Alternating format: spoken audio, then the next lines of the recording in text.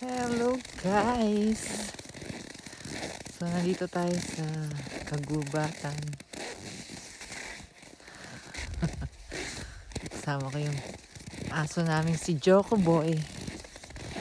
Inuwa ko siya. So ang lamig. Maaraw pero malamig. Minus 15 I think.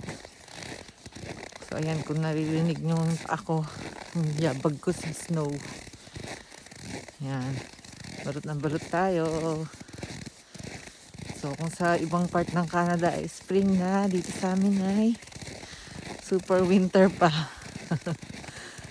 So ayan, nahayaan ko siyang maglakad-lakad. Ayan. Nakikita niyo si Joko Boy. Ayan lang guys. Taas ng sikat ng araw.